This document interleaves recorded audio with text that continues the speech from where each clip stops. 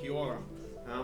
Look, first of all, I want to apologise. Jamie and I struggle to speak our own language, so we don't want to embarrass ourselves or anyone else by trying to speak your language, but we do make this promise to you guys that we will, over the next few days, sit down with you guys and actually learn it, because our people are very shy. We've been isolated on an island for 12,500 years without interaction from anyone except for the last... A smaller island than New Zealand. Yeah, tiny bit. So we are inherently shy. But look, in our language, Yapulingina, Mina Jarrod, Milaitina, Tebrakuna. So what I just said is hello, and in our culture, when we pat our head, it's a sign of good tidings. So if our people don't pat our head when we introduce ourselves, panic. Basically, I just said hello, my name is Jarrod, and my country is Tebrakuna country, which is the northeast coast of Tasmania. I'm descended from a great chieftain called Manalakina, and Rob will introduce himself now, although most of you know who he is by now. I did that thing up the front before. That was an honour. Thanks for the help from the last fellow that helped me out with that. Yapalina as well. Mina, Jamie. Just before, if no one heard me talking before, when I was talking to, we call our ancestors and older people than us our old people. So we're not trying to be insulting, but when I was presenting to the old people before, I had a gift from my grandmother, who's a senior auntie in the community, law woman for my family. She gifted two mariner shell necklaces, similar to the one I had on. That's our traditional necklace that all our old people wore for thousands of years, and it's one of the remaining cultural practices that didn't get wiped out when settlers come to our and took our country from us. Just a quick thing, I come from the same grandfather as Jarrod. All Aboriginal people in Tasmania only come from 7 women, so all of the rest of them got wiped out, and our 7 women got took to an island in the Bass Strait called Chawana, Cape Barren, and then from there we grew to what we are today, a strong and proud community.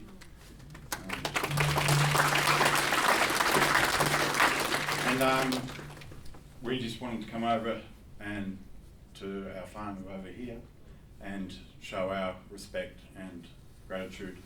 We also, my uncle, and Dane's uncle as well, helped. We had a chief from one of your iwi buried on Maria Island, one of our islands, and my uncle helped with his iwi come over to Maria Island, and we got his body and helped them return it back home to Aotearoa, to where he belonged. So it was my family's part of that, and giving the necklaces was just all connected in one. Jarrod talking. Look, our presentation is going to be a little bit different today because our culture has always been an oral culture, and we share our message through stories. And since colonisation, we've really struggled to have our voice heard. Like we've almost been obliterated off the face of the earth. And I don't use the same terminology as Jamie did. A lot of our culture and our knowledge has been asleep, and we haven't lost it. It's just resting. And this is a process for us to reawaken it and reawaken ourselves and our connection to our country. So what we've tried to do over the last 20 odd years of our lives is do something different because we've encountered so much conflict and we've had very little collaboration. So we thought the only way that we can actually be really, really inclusive in our country, and when we say country, to us it's an all-inclusive thing. It means sea, sky and land country.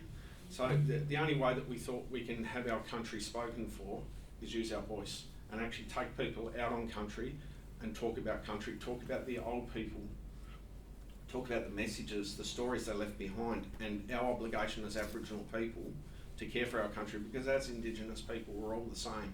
You know, we don't own the land, we inherit it from our children, or we care for it for our children and our grandchildren, and that's what we're all really passionate about. And I guess one of the things that Rob and I want to say straight up is that we promise you we will not sing when we finish this, because you will hear my children yell at me from all the way over and tell me to stop, so I won't embarrass them either. But My nickname is Bruv, Yeah. by the way. so yeah, we don't call him Jamie, it's Bruv. Yeah. And we do want to acknowledge Colin. Like I said at the start, we are a very, very shy people, and it is a really big thing to come up here and do this. Like Joe said at the start, and people that know me don't believe it, but I'm an inherently shy person. Like, I will not talk about myself, but talking about my country, talking about my people, and advocating for what we're really passionate about, I will sacrifice my shyness to do it. So it's a really powerful thing for us. But look, what we wanted to do when this came up was for the first time in the 50 years of the Tasmanian Park Service, we've actually found our voice. And it's a really powerful thing for us. And we've got some really good supporters in the Tasmanian Park Service. Eric, who's sitting in the front row, is one of our biggest advocates.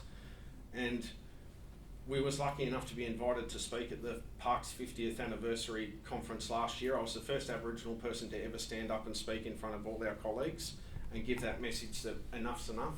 We want our voices heard, and we want to actually take people on a journey with us, and that journey is to care for Milatina or country together, because we live in a shared landscape. You know, we are people of this world. You know, ethnicity to me is it's a really important thing. I don't believe in race, but ethnicity and ethnic identity is something that underpins who we are. But we need to share what we exist on, which is this little rock floating in the middle of space together. You know, and we get caught up in ideology, and we get caught up in religion, spirituality, and all those things. And the thing that continually suffers is country. It's the species that have the right to exist side by side with us. And so it was through this process that we thought, you know, let's go and do something different, because country and the planet only has one voice, and that's us as people, and we need to find that voice together.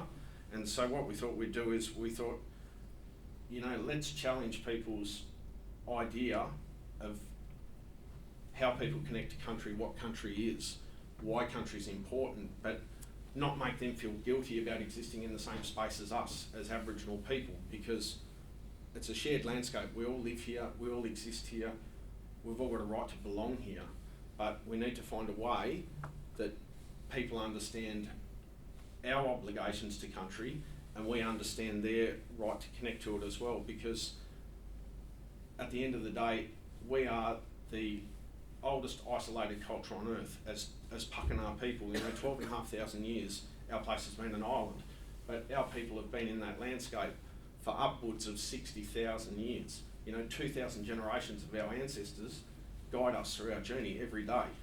So we had to find a way to get people to understand that, to us, we're sick of conflict. You know, it exhausts us, we're tired, we need to find another way. And so what we did was we went to parks and we said, partnerships are the only way we are going to walk this journey together.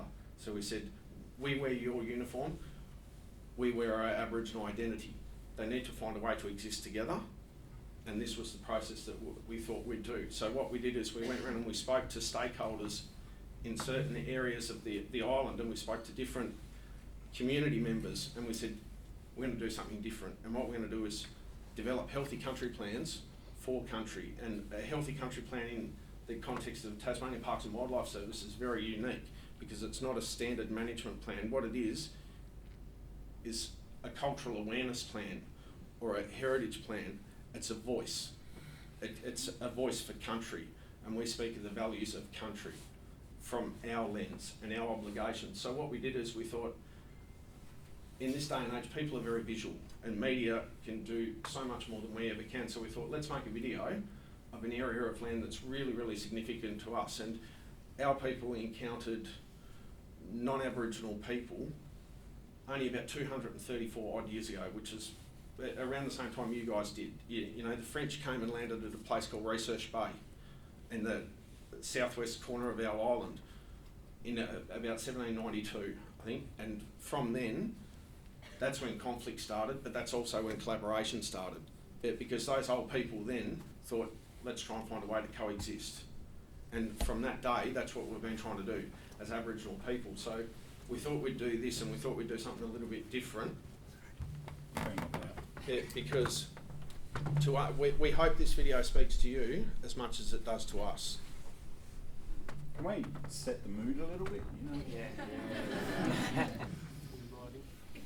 And before I start, I do want to acknowledge every Aboriginal person that is actually in this video and that took the time to participate and invest their energy in it, because to us it's a passion project. It's something that we're very proud of, and it's something that hopefully we can implement across the board. A couple of key words. We call the sea muka, we call fire patroller, we call each other pakana, not like the other word you have for white people over here. Yeah, so you might hear some of them words in here, so just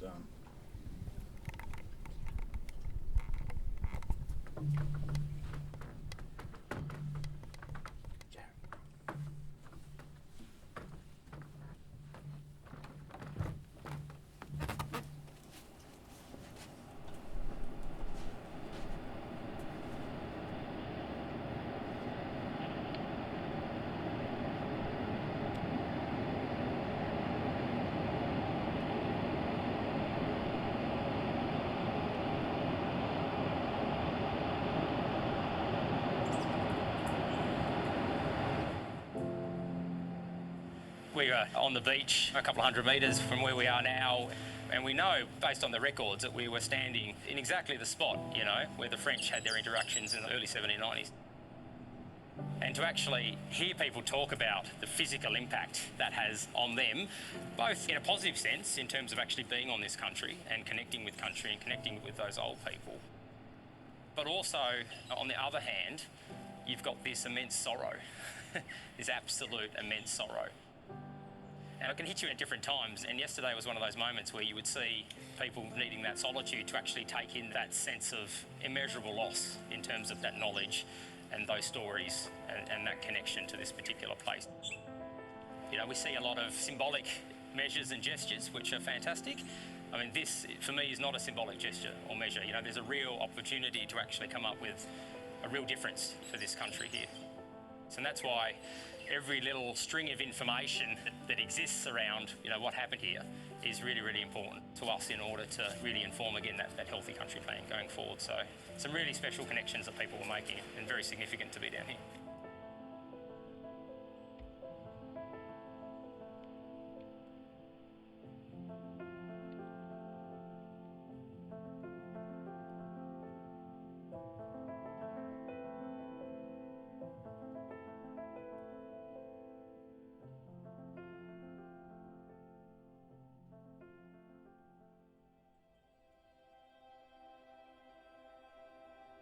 Well, this is one of these fantastic opportunities where you get to move away from all this thinking and planning that goes on behind the desk in the concrete jungle in the middle of a city, where you actually get to break away with Aboriginal people to talk about healthy country on country.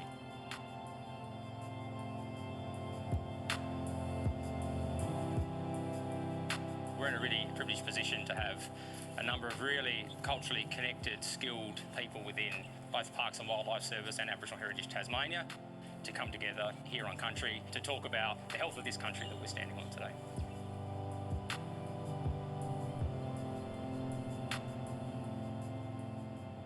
how we care for it and how we'd like it to be cared for.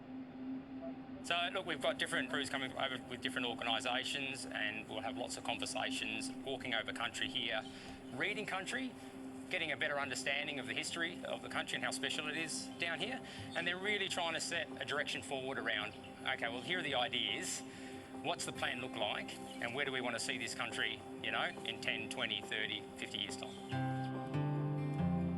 Obviously, the old people spent, you know, most of their life walking on country and reading country and learning from country. And in order for us to actually develop the skill sets and the knowledge to actually inform a healthy country plan, we need to spend more time on country. The first thing for me is getting as many Aboriginal people down here as possible. And of course, the more people you have involved in this process, the more knowledge you have, you know. Someone will always bring something else to the table that can inform the process. We've got the screen cover. I noticed the power of those relationships and connections when we had a large mob of people come down yesterday, and really powerful group conversations, and again, different people being able to provide different knowledge and histories of the area that can all help inform the conversation, and then breaking off into different areas. And there was a point there yesterday where there were basically a large number of Aboriginal people scattered all the way around the peninsula here, and there were some people diving and swimming and laughing. There were others walking on country and talking. There were others based around the fire, and you could take a snapshot and you could go back 300, 400, 500, thousands of years, and you could play out that scenario here. So that for me is immensely powerful, and that in itself will guide the development of the Healthy Country Plan.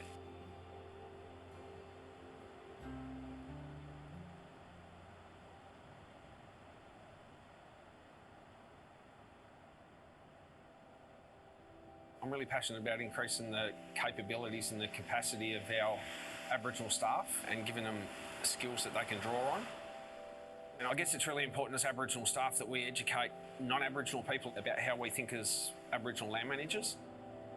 So I thought this is a really good opportunity to try and change some of the culture that exists within government departments in how the management of land's approached. So it was not to go into this process and tell them that this is a better way. It's another way that complements the existing structure that we have now, and these two things, healthy country planning and contemporary land management, sit side by side, and they actually complement, they don't compete. So I think to me that was probably the underlying motivation for it. I had a look around the state and I thought, well, where's somewhere that's really important to Aboriginal people that has overarching management concerns or issues that really relate to us as Aboriginal people? The more I looked, the more research base stuck out for me. And it was for a few reasons. I suppose one of them was because it's so famous with the French actually coming here and making that contact with the Lila-Poni people. And because of the historical significance to non-Aboriginal people, I thought it was really important. And it's got all those contemporary management issues with the impact of tourism, the impact of visitor development, people actually living in the landscape full time now, impact of farming, fishing, forestry, and all those industries. So the bigger picture here is our country, and these things here are separate entities that are impacting on the country. So how do we, as Aboriginal people, consider the management of those for the benefit of that piece of country? You know, to us as Aboriginal people, land management's an intuitive thing. It's not a reactive thing. You know, we don't react to something that's happened because of something else. We intuitively manage to stop those things happening anyway. After reading a few and then learning the process, you start to realise doing a healthy country plan is really the best form of land management and being a better land manager, and in particular the best way for an Aboriginal person to interpret their knowledge and skills that's been passed on to them or that they've learnt and I guess put it on paper. It makes you look at country differently. It makes you look a little bit more in depth into it. It makes you rethink a few things, and what you see as healthy may not actually be healthy. Water is going to play an important role with the animals. You have certain interests. Where you've got that interest, you find yourself leaning into that area with the Healthy Country Plan, which is good because not everyone's interested in the same thing, which sort of spreads that knowledge and skills across the board. Healthy country, I think, means different things to different people depending on your culture and where you're from. I'm a saltwater Murray, I come from the ocean, so for me, I'm thinking about sea country and I'm thinking about how environments like this one can be improved. You know, how do we improve that habitat so that we're getting to see some of those species come back, like abalone, crayfish, all the different kinds of shellfish, certain fish, right through to the birds and how they're interacting with that environment. Fire's a huge passion for me. Our landscape needs it to breathe, it needs it to regenerate, our animals need it. It's a whole process that doesn't get taken into account through the management processes that are happening now. Fire is only used as a clean-up tool. It's not used the right way and it's only destroying the country that we have left. I just want to take in as much knowledge as I can to help support what we can do. And there was a comment made that getting the younger generation to come in, like I've got a few kids that I see in schools and I would love to bring them down on country and help heal the place. Today we've been sharing a bit of knowledge and figuring out how we're going to look after this land, because it's sort of been a bit neglected, especially around fire. I've got grandkids and I want them to learn about not only their culture but also the land and what it means. It's about education, educating people not just about what happened in the past and not about what's happening now, but we've also got to look to trying to educate people how to look after things for the future.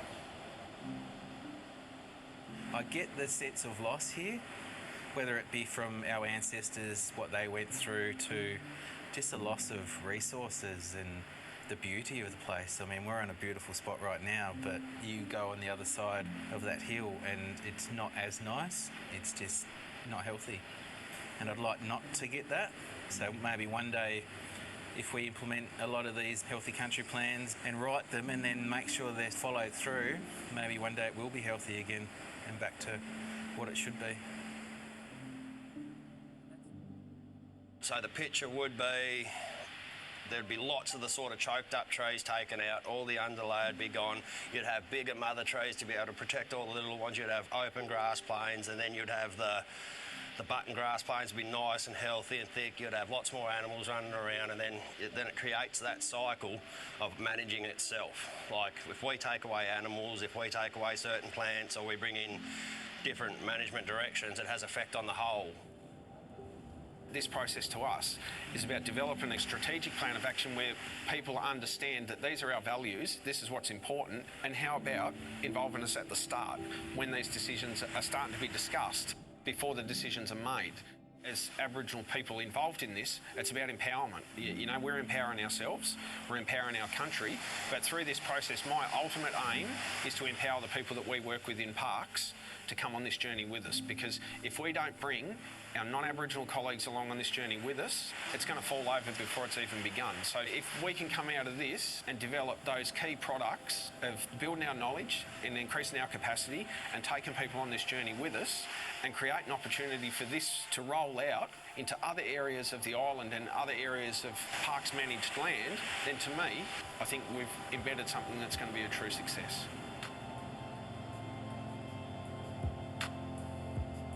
Anytime us fellas get on country, meaning us Aboriginal fellas, being together is the best thing that any of us could do, I think. It's like being with your family, really. And then us being on country where we are, you know, it's unmatched, really.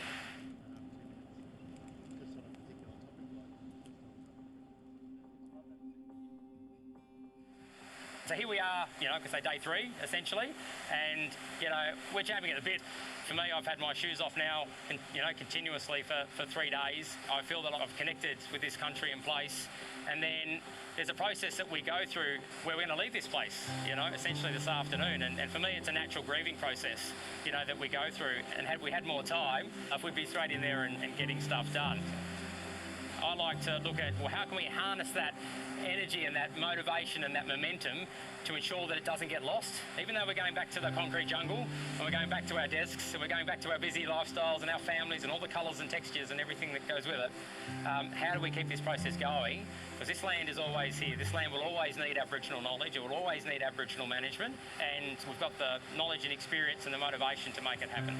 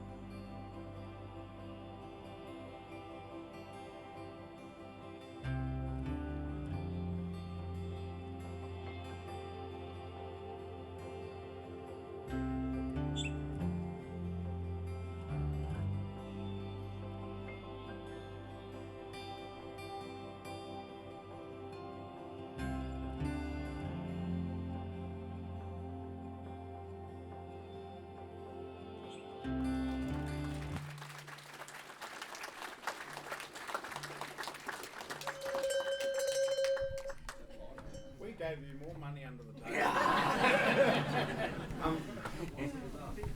Look, in our language, Nori Nina too, it means thank you. Thank you for taking the time to watch that.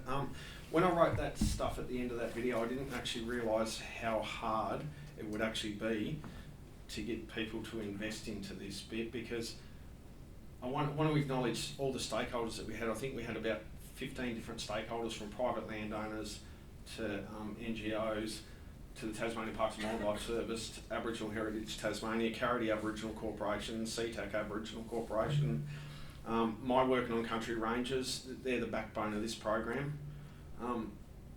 But I guess when you develop projects like this, you don't really realise the emotional toll that they take on you as a person, and the toll that they take on your community or the people that are employed to implement it. So the couple of little take-homes for us is that what worked, I guess, one, I managed to come up with an idea and it morphed into this, and we got 20-something stakeholders in the room that would never have previously done it. So I think that, to me, that was a massive win. I got the Tasmanian Parks and Wildlife Service to invest in the Healthy Country Planning Framework and actually try and roll it out across the board, not only for Aboriginal people, but for non-Aboriginal staff in the Tasmanian Parks and Wildlife Service, so that everyone can understand country through our eyes in some small way. I guess what still needs work is that we need money, like everyone else. You know, in a contemporary society, you can't manage country with nothing. You know, it's really, really hard. So we need investment, we need money, but I think the biggest thing that we need is ongoing support, and we need belief. Because the one thing that's been sorely lacking in our landscape for a long time is non-Aboriginal belief in our knowledge base and our knowledge systems. And as Aboriginal people that have 2,000 generations of blood in that landscape, that knowledge, or Tunapri, it's only sleeping, it's not gone. And we need people to believe in us, trust us, and actually empower us. And I always use the analogy with people in parks. You know, we've been a passenger in a car for way too bloody long. You know, get out of the driver's seat, give us the steering wheel, and be prepared to be a passenger. Because we're not going to crash the car, we're not going to kill anyone. You know, all we're going to do is do something that we believe is beautiful, and that's honour our ancestors and honour Mother Earth, and that's it. So, Nori Nina too. Thank you.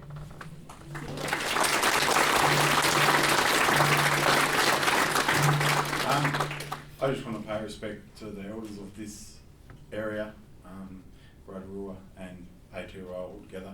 I want to pay respects to our uncle in the back, Colin, even though I didn't want to get up, but he's shaking his head at me right now. I want to pay respects to the Lilliputian people. After the French left, they were good, but they all died from the flu that they left behind. Pay respects to my elders, our elders, past, present, and our ones in the back. He didn't want to get up, so I'm just going to point it at him. And thank you.